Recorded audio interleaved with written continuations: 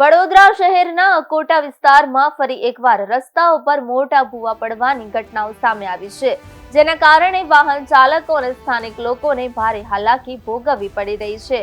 Akota Mujmahuda road અને Akota garden નજીકના વિસ્તારોમાં બેમસ મોટા અને ઊંડા ભૂવા પડ્યા છે. આ ભૂવાઓના આકાર એવા જોખમી છે કે તે મોટા વાહનોને પણ ગળી શકે તેવા છે, જેને કારણે વાહન ચાલકોને અચાનક અથડાવાનો ભય રહે છે અને અકસ્માતની શક્યતા વધી જાય છે. અકોટા વિસ્તારને ભૂવા માર્ગ તરીકે ઓળખવામાં આવે છે, કારણ કે છેલ્લા 1-1.5 વર્ષમાં અહીં અનેક નાના મોટા ભૂવા પડી ચૂક્યા છે.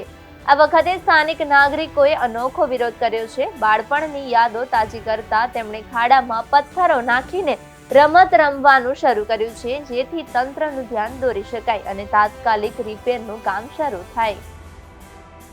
તમે જોઈ શકો છો, તાજ રેસિડેન્સ હોટલ છે, એની સામે બે મોટા મસ્ત ભૂવા પડ્યા છે, પણ અમારી કોર્પોરેશન પાસે કોઈ ફરિયાદ નથી.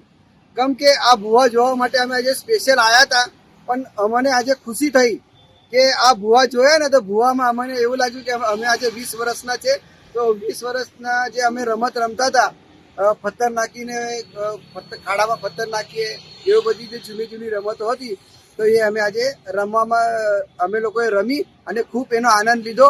તો કોર્પોરેશનના મ્યુનિસિપલ કમિશનર સાહેબ છે, એમને પણ ખૂબ ખૂબ અભિનંદન. તમારે ભૂવો પૂરવો હોય તો પૂરો, પણ અમે તો કહીએ છીએ કે તમે ના પૂરો, કેમ કે અમે ફરીવાર અહીંયા રમવા આવીશું.